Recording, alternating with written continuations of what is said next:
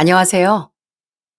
자기밖에 모르는 뻔뻔한 사람을 뻥하니 제대로 차버린 30대 여자입니다. 저는 결혼이라는 게 이렇게 힘든 일이라곤 생각도 못했습니다. 아무래도 서로 각자 다른 환경에서 지내다 결혼을 통해 가족이 되는 거다 보니 우여곡절은 당연히 있겠다고 생각했지만요. 그런데 전 남편 이렇게나 이기적인 사람일 줄은 꿈에도 몰랐네요. 자기밖에 모르는 남편과 있었던 이야기를 오늘 한번 속 시원하게 털어놔 보려고요. 저희 친정집은 제1호 오빠와 저, 그리고 밑으로 남동생, 이렇게 삼남매랍니다. 엄만 전업주부셨고 아빠는 상사맨으로 전 세계 여기저길 다니시곤 했어요. 중동이며 동남아며 아빠는 이것저것을 다니며 영업을 하시며 그렇게 열심히 일을 하셨답니다. 저희들은 아빠가 오기만을 손꼽아 기다렸어요. 왜냐하면 항상 아빠는 저희를 위해 뭔가를 꼭 가지고 오셨기 때문이었죠. 얘들아, 아빠 왔다. 아빠 왔어. 아빠, 다녀오셨어요? 우와, 이거 뭐예요? 이거? 이거 외국에서 유명하단 초콜릿이야. 아빠가 먹어봤더니 너희들 좋아할 것 같아서 사왔지. 우와, 아빠 최고! 이것들 아빠가 좋은 거야? 초콜릿이 좋은 거야? 당연히 아빠가 좋죠. 1년에 아빠 역을 보는 날은 절반 정도밖에 되지 않았지만 아빠는 그렇게 가족들을 위해 열심히 발로 뛰며 그렇게 저희를 먹여 살리셨답니다. 아빠의 고생 덕분에 저희는 별 어려움 없이 학창 시절을 보냈고 대학까지 무사히 진학을 할 수 있었어요. 아빠도 나이가 드시면서 점점 해외로 나가는 일은 줄어들었지만 은퇴를 하기 전까지도 정말 열심히 일을 하셨고요. 그런 아빠를 보고 자라며 오빠 저 그리고 남동생 역시 어떤 일이든 최선을 다해 살아야 한다는 걸 배웠습니다. 그러던 중 오빠가 30대 중반에 새언니를 만나 결혼을 하게 됐어요. 새언니는 굉장히 세련되고 흔히 말하는 도시녀 스타일이었답니다. 탄탄한 중견기업을 다니고 있던 오빠는 새언니와 결혼을 하며 가정을 꾸려나갔습니다.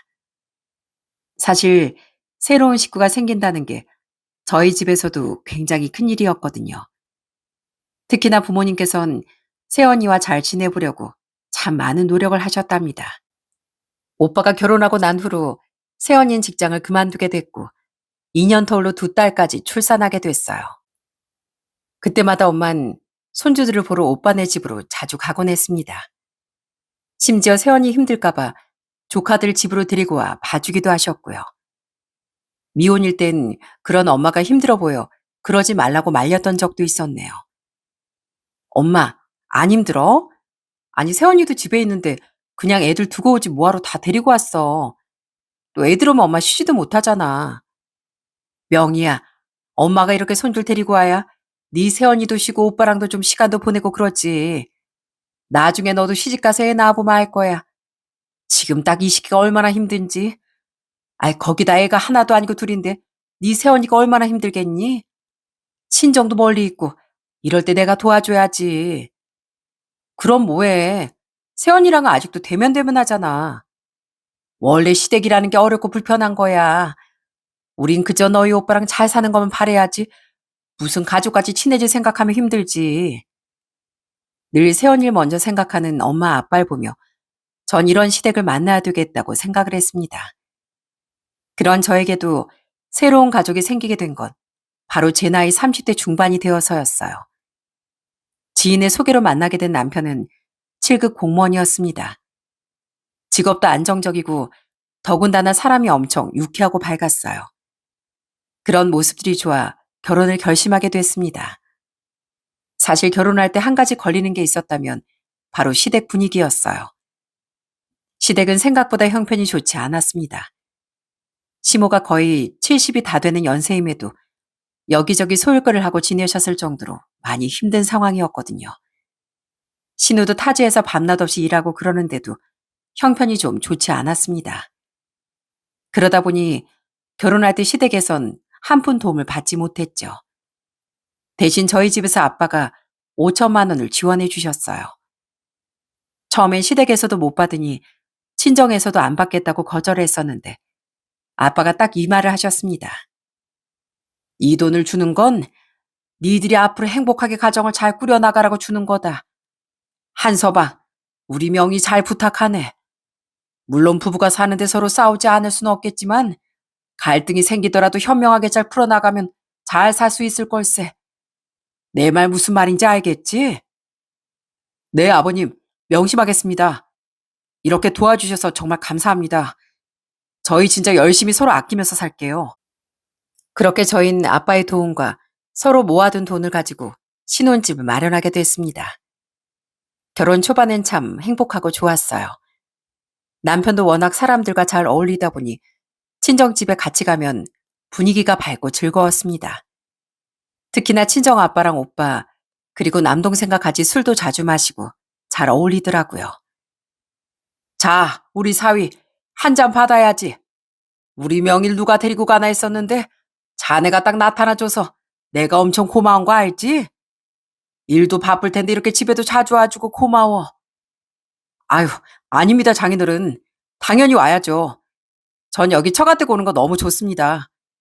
아버님도 그렇고 어머님도 그렇고 이렇게 형님이랑 처남이 절 많이 반겨주시잖아요. 전 가족이 또 생긴 것 같아서 너무 좋습니다. 맞아. 다른 건 몰라도 자네가 이렇게 우리 집을 편하게 생각해주니 참 고맙네. 남들은 사위 오면 어색하다던데 난 우리 한서방 오면 이렇게 분위기가 좋아서 행복하네. 남편은 참 고맙게도 저희 친정 식구들에게 벽을 두지 않고 마치 몇 년 동안 친하게 지낸 사람처럼 편하게 대하더라고요.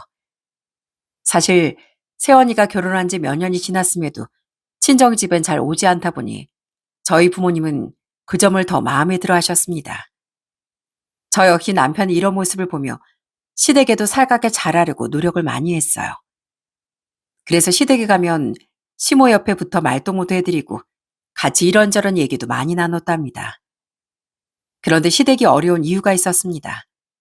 바로 그건 시부 때문이었어요. 시부께선 30년 전부터 노래를 업으로 삼으신 무명 가수 출신이었거든요. TV에 나온 적은 없지만 지하세계에선 그래도 오랫동안 노래를 부르셨나 보더라고요. 그러다 보니 늘 시부는 시댁에 가면 크게 노래를 틀어놓고 하루 종일 노래를 흥얼거리시곤 했습니다. 야, 아가, 너 이 노래 아냐? 내가 아주 그냥 이 노래 기가 막히게 불렀었는데 말이다. 아참, 내가 우리 며느리한테 노래 정식으로 부르는 걸 한 번도 못 보여줬네. 우리 언제 노래방이라도 한번 가야지. 내가 그냥 이렇게 부르는 것보다 마이크 잡고 부르면 아주 기가 막히다고. 그래요? 다음에 그러면 아버님 노래방 같이 가시죠. 그래, 내가 왕년에 아주 잘 나갔었다고. 30년 전만 해도 주변에서 날 가만두질 않았어. 우리가 그땐 진짜 잘 살았는데 말이야. 아주 떵떵거리며 살았지. 내가 그 작곡가 놈들한테 사기만 안 당했어도 지금 이렇게 살진 않았을 거야. 그렇게 시부는 왕년에 잘 나갔을 시절 얘기를 항상 꺼내시곤 했습니다. 솔직히 30년 전 이야기라 제가 뭐 알 수 있을 방법도 없었고 TV나 이런 곳에 출연하신 것도 아니었기 때문에 사실 확인을 할 수 있는 방법도 없었어요. 시부가 하는 얘기를 그저 가만히 듣고 있으면 옆에서 시모께서 툴툴대곤 했습니다. 아유, 당신의 쓸데없는 얘기를 하고 있어. 지금 우리 꼬라지 보고도 그런 말이 나와? 왕년에 잘 나가면 뭐해? 이제 이빨 다 빠진 호랑이구만. 어허, 지금 그게 남편한테 무슨 소리야? 아이, 당신도 나 좋아서 쫓아다녔잖아. 그러게, 내가 그때 내 눈을 확 찔렀어야 하는 건데 능력도 없는 사람 뭐가 좋다고? 허구나 고생만 시키고 이 나이 다 되도록 저러고 다니는 거 보면 아유, 내 팔자야. 아가 너도 네 시애비 말 듣지 말거라. 사실 그동안 시댁의 생계를 책임져 왔던 건 시부가 아닌 시모였거든요. 시부 말로는 본인도 잘 나가고 돈도 잘 벌던 때가 있었다고 하는데 시모는 절대 그런 적이 없었다고 얘기를 하셨어요. 오히려 시부가 자꾸 밖으로 돌다 보니 시모 혼자 남의 집 살림살이 해주고 식당에서 서빙하고 설거지하며 겨우겨우 자식들을 키웠다고 합니다. 그래서 그런지 시모는 손가락 관절도 많이 굽고 허리도 좋지 않은 상황이었어요. 반면 시부께선 항상 백바지에 중절모까지 쓰고 다니며 유유자적 동네를 돌아다니셨거든요. 전 시모가 같은 여자로서 좀 안타깝다는 생각이 들었습니다. 그래서 늘 시댁에 가면 시모 일을 도와드리려고 했죠. 그런절 아까워하셨던 것도 시모였습니다. 당시 시모가 몸이 많이 약해지시고 계속 일을 하긴 어려웠는데 생계를 위해서 동네 식당 식재료 손질이나 간단한 반찬 만드는 걸 가끔씩 해주며 돈을 버셨거든요. 그래서 종종 집에 식재료를 가지고 와 다듬기도 했는데 그걸 옆에서 도와드리려고 하면 시모께서 항상 절 말리시더라고요. 어머님, 이거 다 손질해야 되는 거죠? 제가 옆에서 도와드릴게요. 어떻게 하면 돼요? 저한테 알려주세요. 아이고, 됐어. 괜히 고운 손 다칠라. 놔둬라. 내가 슬슬하면 돼. 넌 괜히 손대지 말고. 아니에요, 어머님. 제가 도와드릴게요. 둘이서 하면 빨리 하잖아요. 아유, 괜찮다니까 그러네. 난 이런 거 계속 해와서 하나도 안 힘들어. 혼자 하는 게 편해. 밥도 다 먹었으니까 얼른 집에 가봐. 가서 쉬어야지. 솔직히 며느리니까 옆에서 이것 좀 도와달라 할 법도 한데 시모는 절대 저에게 일을 시키지 않았습니다. 지방에 살고 있던 시누이도 종종 연락 와선 저에게 미안해하더라고요. 본인이 딸이니 부모님을 챙겨야 하는데 저에게 맡기는 것 같다고 미안해했습니다. 이렇게 절 너무나 아껴주고 배려해주는 시모와 시누이를 보며 그래도 좋은 사람들을 만난 것 같아 다행이라고 생각했죠. 물론 시부는 나이가 70이 다 됐는데도 철이 없었지만 그런 대로 지나갈 수 있었답니다. 그렇게 저희가 결혼한 지 1년 차가 지나고 2년 차가 되던 해 전 임신을 하게 되었어요. 그런데 임신을 하고 나서부터 남편이 좀 달라지기 시작하는 겁니다. 제가 임신을 하고 입덧을 좀 오래 한 편이었거든요. 거의 막달이 다 될 때까지 속이 좋지 않았는데 이상하게 친정엄마 음식은 잘 먹을 수 있겠더라고요.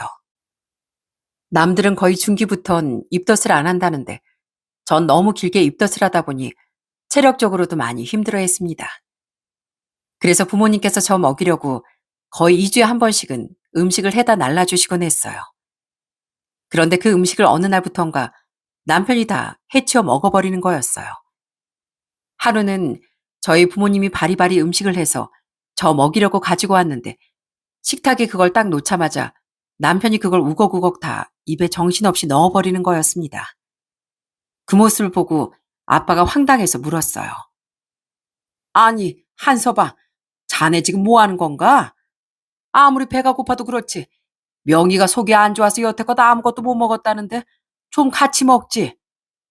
장인어른, 저도 요새 밥 제대로 못 먹었어요. 아내가 입덧한다고 손 하나 까딱 안 하고 밥도 안 챙겨주니까 제가 어디 밥을 제대로 먹고 다니겠습니까? 주변에서도 다들 얼마나 불쌍하다고 하던지 이렇게 장모님 밥 다 챙겨주시면 이때 먹어야죠. 한서봐, 명희가 홀몸도 아니고 아이 갖고 입덧 때문에 힘든데 그게 무슨 말인가? 저도 힘듭니다, 저도요. 아내가 입덧 핑계로 일도 그만두고 집에만 있는데 저 혼자 돈 버느라 저도 힘들다고요.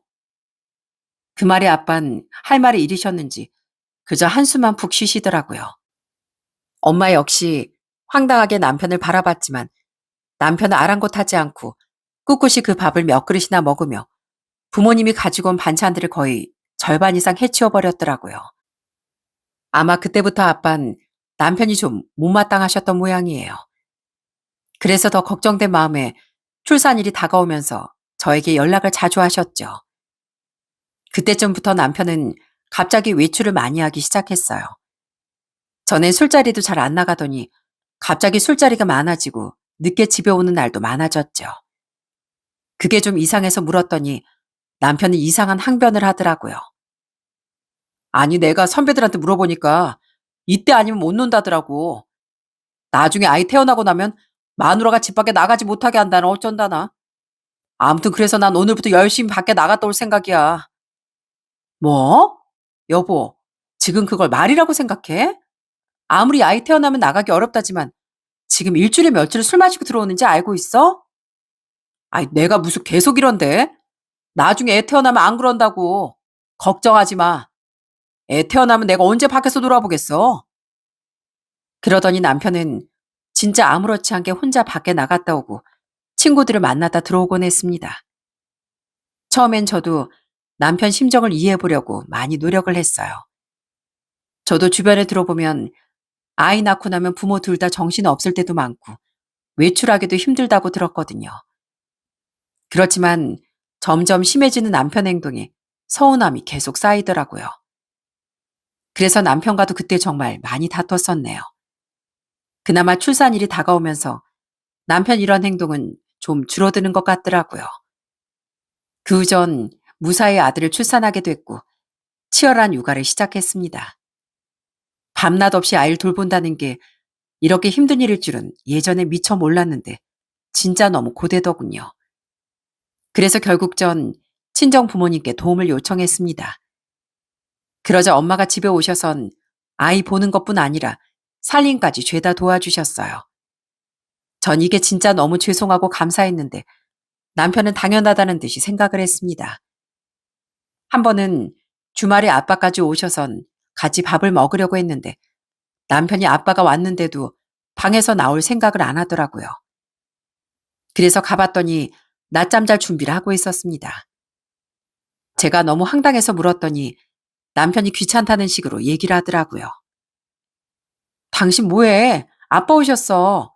나와서 인사드려야지. 아이, 나 지금 막 잠들려고 했는데. 이따가 하면 되지. 뭘 또 와서 깨워. 이따 할게, 이따. 뭐? 뭐 하는 짓이야? 얼른 일어나, 얼른. 결국 제 재촉에 겨우 일어난 남편은 거실에 앉아있는 아빠를 향해 고개만 까딱이고선 다시 방에 들어가 자버리더라고요. 얼마나 민망하고 화가 나던지 다른 것도 아니고 우리의 육아 도와주러 오신 건데 어떻게 저런 태도를 보일 수가 있나 싶더라고요. 그러다 저녁에 밥을 먹고 있는데 남편이 하는 말을 듣고 진짜 다들 경악을 금치 못했네요. 저는 남편이 어디 정신을 놓고 왔는 줄 알았습니다. 갑자기 남편이 아빠한테 뜬금없는 얘기를 꺼내는 게 아니겠어요? 어? 장인어른, 그 옷 어디서 사셨어요? 아, 이거? 지난번에 백화점 갔다가 세일하길래 샀는데 왜? 자네가 보기에도 이거 괜찮은가? 입어보니까 따뜻하고 포근하고 좋더구만. 아유, 아니요. 장인어른 사신 곳을 안 가려고 여쭤본 건데요. 아니, 장인어른 약간 좀 옷 입는 센스는 부족하신 것 같네요. 솔직히 저희 아버지는 옷도 엄청 잘 입으셔서 10살은 더 젊어 보이시는데 아버님은 좀 10살은 더 들어 보이시는 것 같아요. 전 그 말에 진짜 황당해 남편을 말렸습니다. 그런데 남편은 아랑곳하지 않고 얘기를 하더라고요. 당신 지금 그게 무슨 소리야? 갑자기 뜬금없이 그런 말이 왜 나와? 아니, 난 오랜만에 장인어른 보니까 딱 생각나서 한 소리지. 뭐 내가 아니 말했나? 딱 봐도 우리 아버지랑 장인어른이랑 동년배인데 차이가 나잖아. 그러더니 남편은 아무렇지 않게 다시 밥을 먹더군요. 전 순간적으로 숟가락으로 뒤통수를 한 대 때려봤으면 좋겠다는 생각이 들었습니다. 어떻게 사람 면전에다 그런 소리를 아무렇지 않게 할 수가 있나요? 남편이 아무리 저희 친정 식구들을 편하게 생각해도 너무 편하게 생각하는구나 싶더라고요. 그러더니 점점 남편은 도를 지나치더라고요. 아이가 한 7개월쯤 됐을 때 제가 몸살이 좀 크게 왔던 적이 있었거든요. 남편한테 아이 좀 봐달라고 하니 자긴 중요한 약속이 있다며 저녁에 나가봐야 한다더라고요. 어쩔 수 없이 부모님께 부탁드리고 그날 저녁 친정 부모님이 집으로 오시게 됐습니다. 덕분에 저는 한숨 푹 자고 몸 컨디션이 많이 좋아졌어요. 그런데 남편이란 작자가 12시가 지나도 집에 들어올 생각을 안 하는 겁니다. 아무리 전화를 해도 받지도 않고 다시 오지도 않고 무슨 일이 생긴 건가 걱정하고 있던 찰나 거의 새벽 3시가 넘어서야 우당탕당 소리를 내며 집으로 들어왔습니다. 그런데 더 황당한 일은 또 있었어요.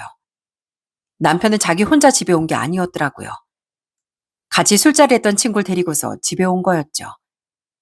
하도 난리 부르스를 치면서 집에 들어오다 보니 저와 부모님 모두 깨어나 나와볼 수밖에 없었죠. 그랬더니 남편이 잔뜩 취해 얘기를 하더라고요. 아이고, 다 깨나버렸네. 여보, 우리 라면 좀 끓여줘. 아우, 출출하다.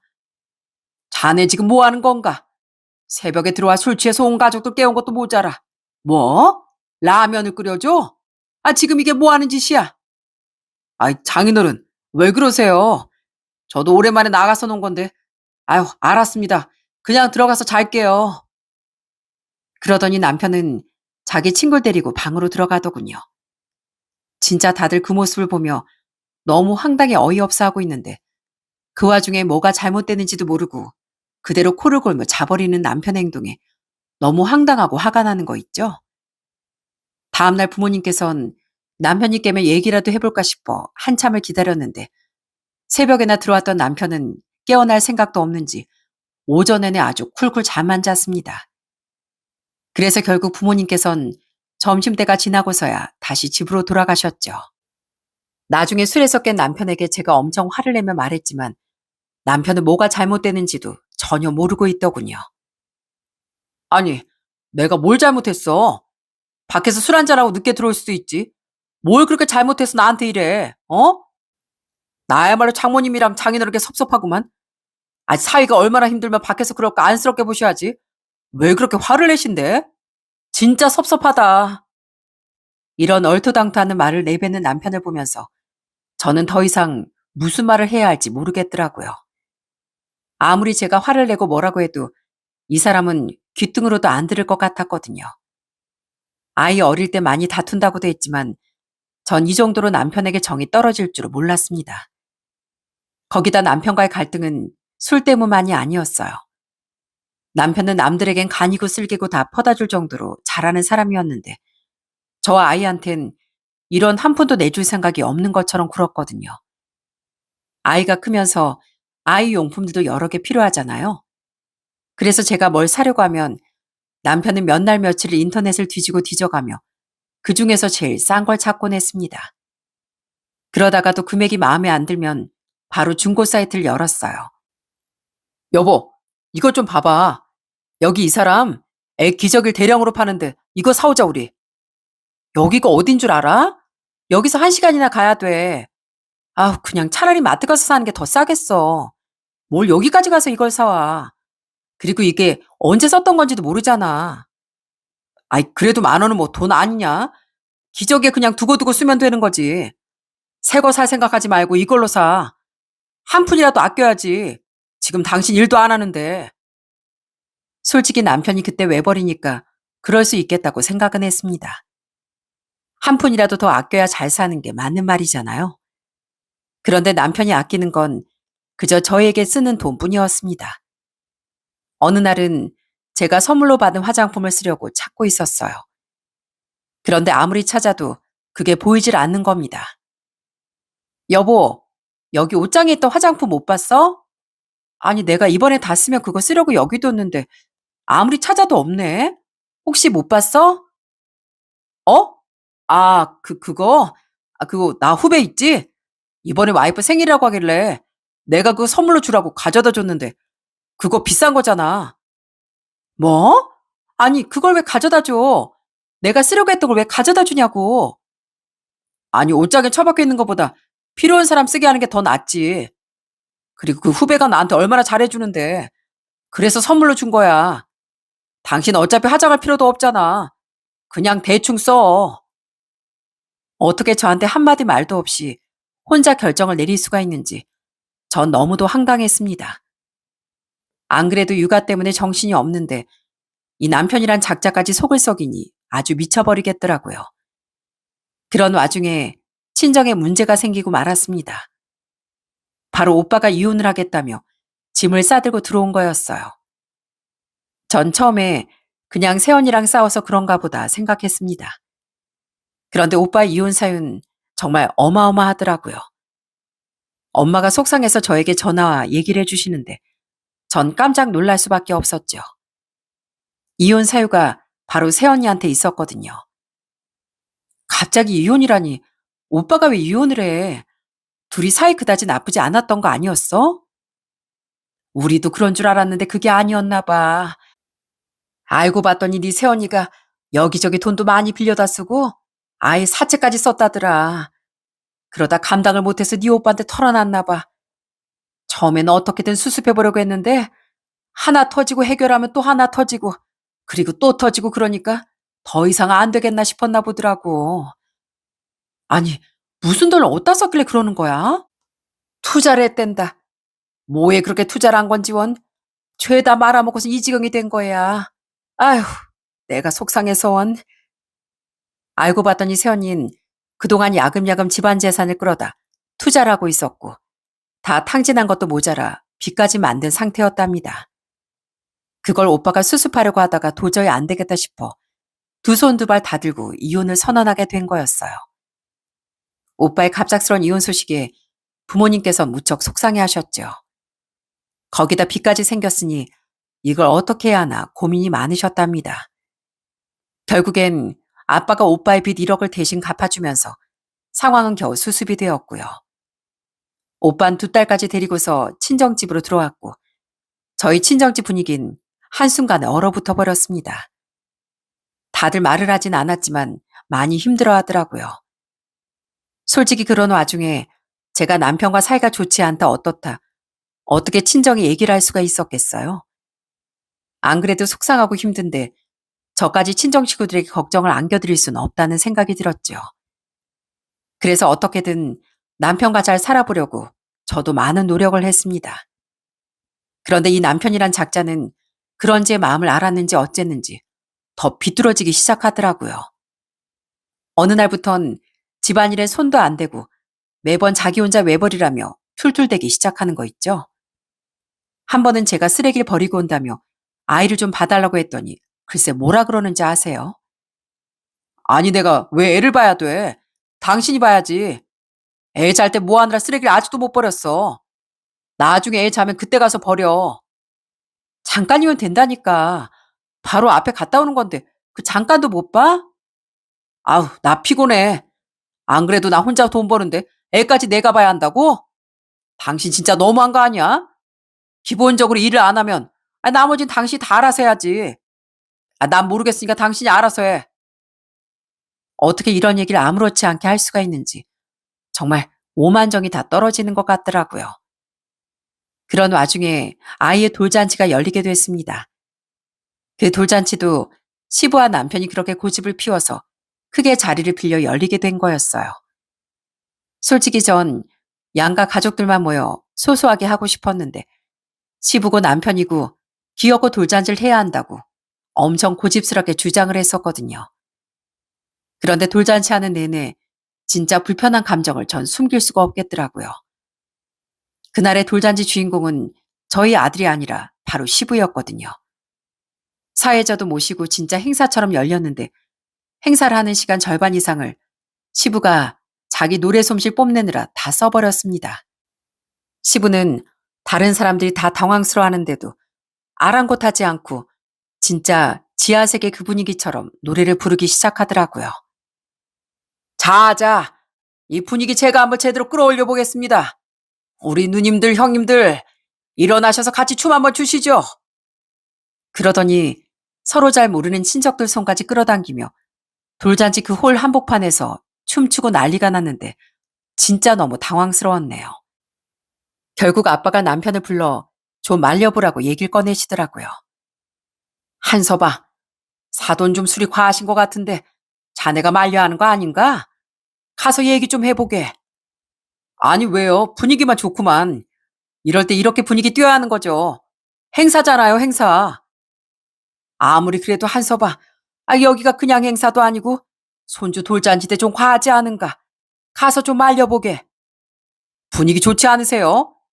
장인어른께서는 좀 이런 데 너무 구시대적이시라니까요. 다들 좋아하시는데 뭐가 문제예요? 그러면서 끝까지 남편은 시부를 말리지도 않았습니다. 시모와 시는 민망해 어찌할 바를 모르고 있고 다른 친척들과 지인들도 당황해하는데 오로지 남편과 시부만 신이 나서 온갖 트로트를 불러대고 춤을 추는데 한숨이 절로 나오더군요. 그날도 시부와 남편은 뭐가 그렇게 신났는지 술을 진탕 마시고선 몸을 제대로 가누지도 못한 상황에서 그렇게 돌잔치가 끝나게 됐습니다. 아니 여러분, 아무리 그래도 자기 딸 첫 생일인데 본인이 술을 그렇게 마시는 게 어디 있답니까? 부글부글 끓어오르는 속을 겨우 진정하고 전 부모님과 오빠 조카들 보내고선 집으로 돌아왔죠. 그리고 바로 다음날 전 친정으로 가려고 준비를 하고 있었어요. 사실 그때쯤 아빠가 백내장 수술을 앞두고 있었거든요. 일찍 하려고 했는데 손주 돌잔치도 있고 그러니 돌잔치가 끝나고 사시겠다고 미루신 거였고요. 전 그런 아빠에게 조금이라도 보탬이 되어드리고 싶어 봉투에 300만 원을 담아 친정으로 가려고 했습니다.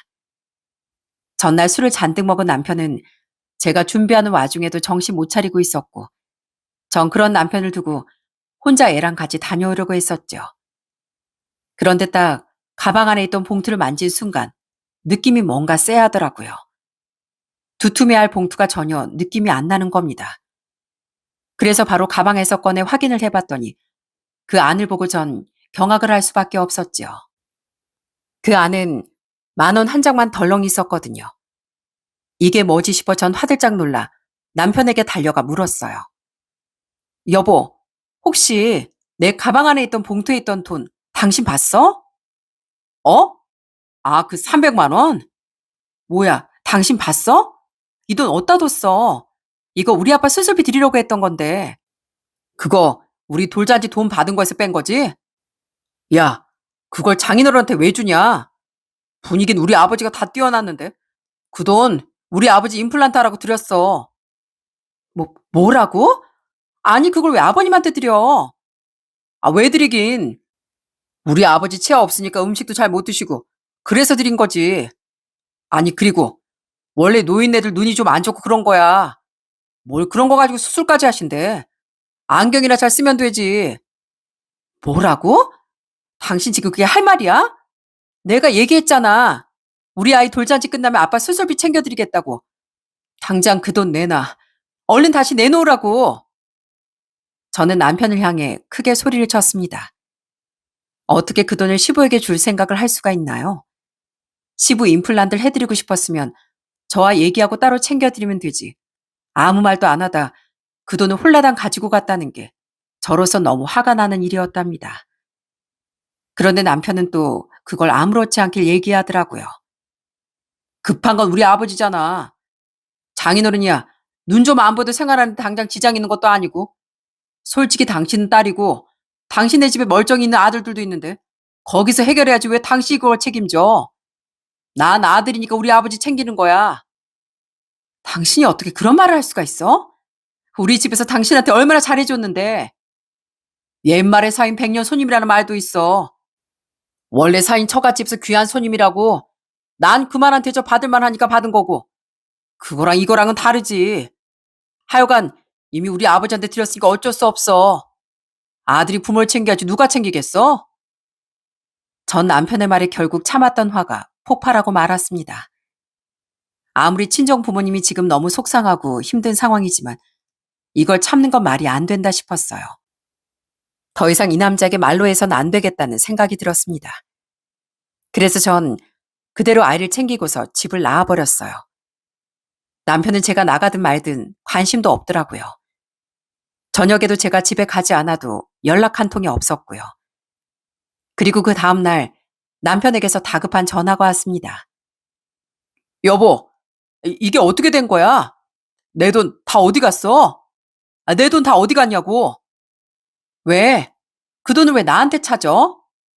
당신 이거 이체했잖아. 이거 너 어쨌어? 어쨌냐고. 왜?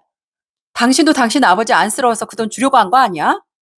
가족이면 가족 챙겨야 한다면서. 내가 생각해보니까 난 우리 가족들 지금까지 잘 못 챙긴 것 같더라고. 아, 그리고 당신 기억나지?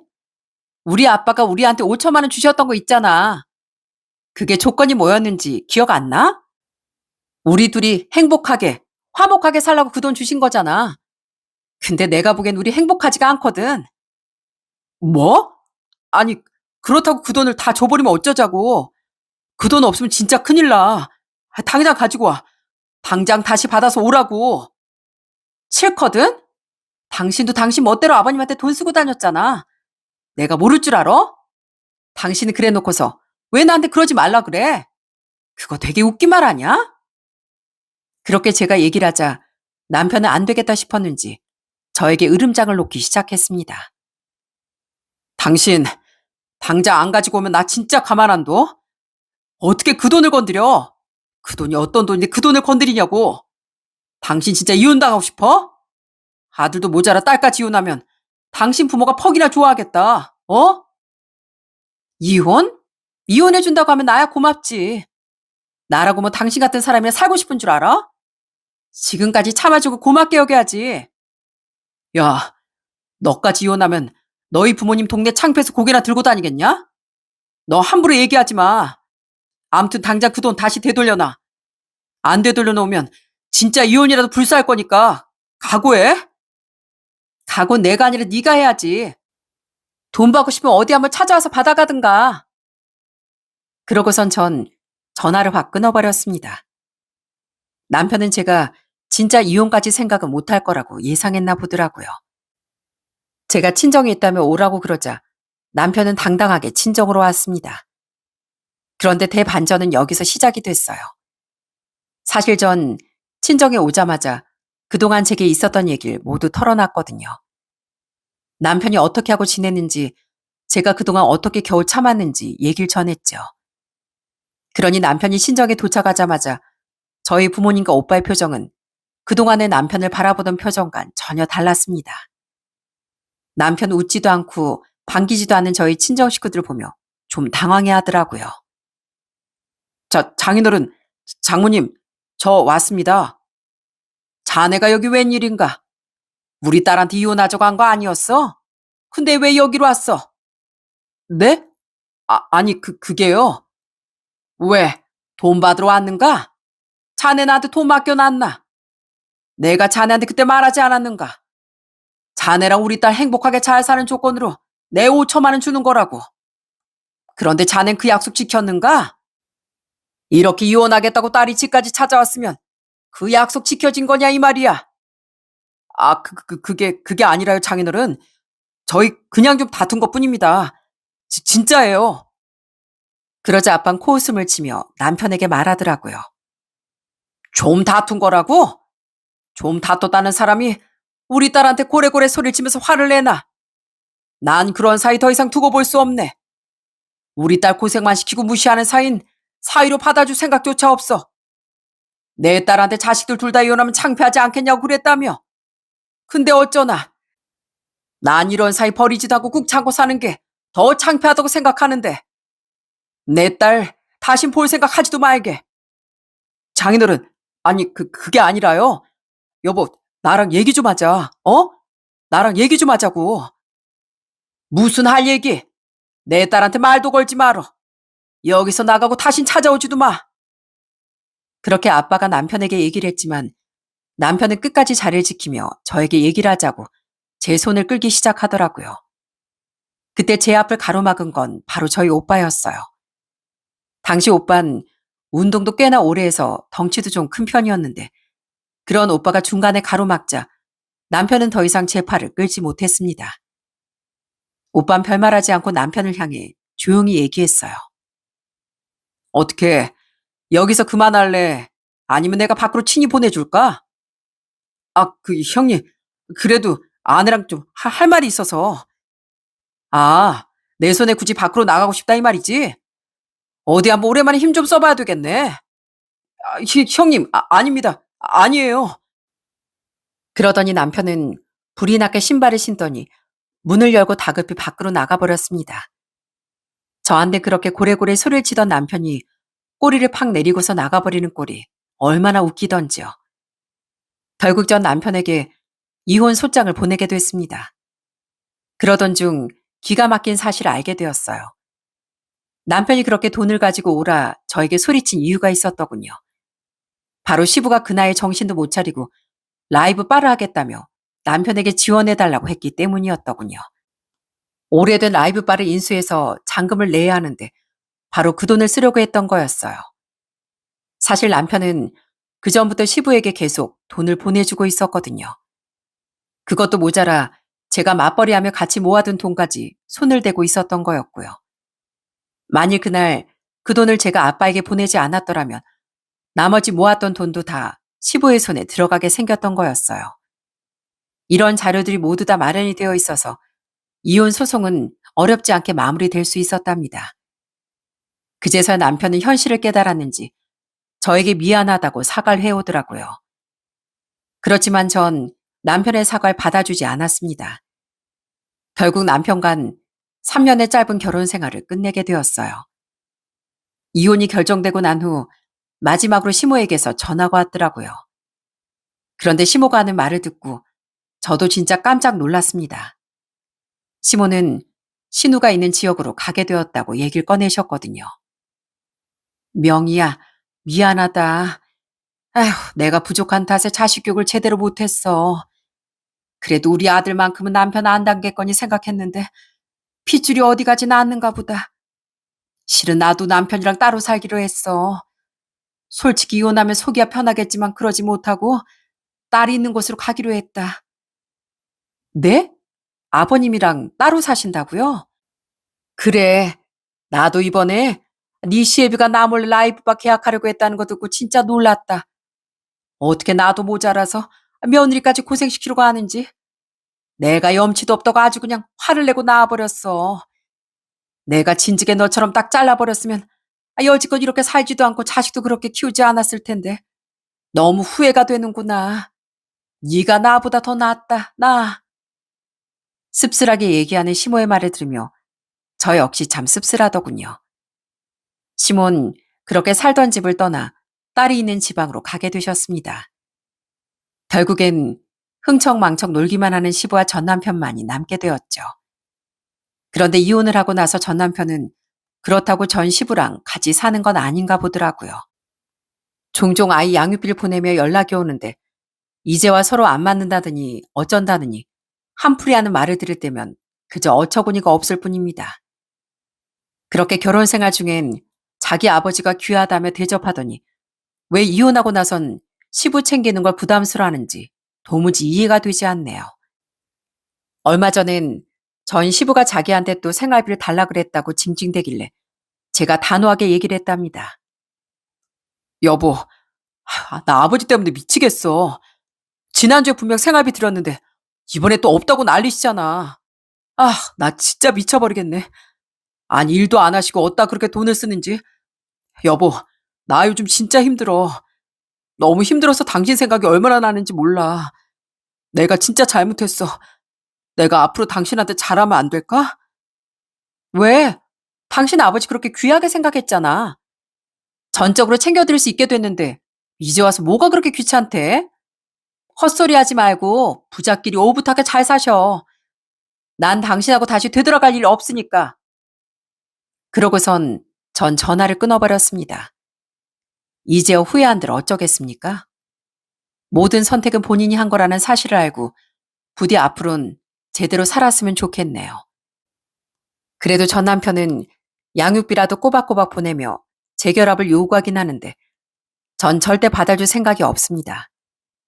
솔직히 주변에선 이런 상황들을 다 모르니 그래도 아이한테는 아빠가 필요하다며 재결합을 한 번만 더 생각해봐야 하는 게 아니냐고 하는 얘기가 종종 나와요. 그렇지만 전 저런 아빠라면 차라리 없는 게 낫다고 생각합니다. 자식 아낄 줄도 모르고 체면만 생각해서 다른 사람들만 챙기고 그런 걸 저희 아들이 보고 배운다고 생각하면 진짜 끔찍하거든요. 전 그래서 더 열심히 아들을 키우려고 노력하고 있답니다. 친정 근처에 집을 얻어서 자주 친정 부모님과 오빠, 조카들과 같이 만나며 잘 지내고 있고요. 특히나 저희 엄마 아빠는 저희 아이를 너무 잘 봐주십니다.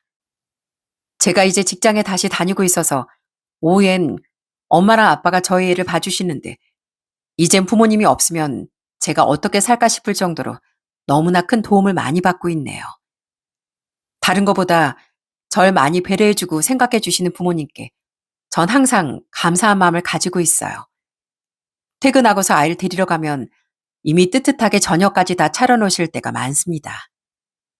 엄마, 아빠, 저 왔어요. 명희야, 춥지? 얼른 와라. 엄마가 따뜻하게 묵국 끓여놨어. 추운데 몸 좀 녹이고 가. 아유, 고생 많았네. 얼른 앉아.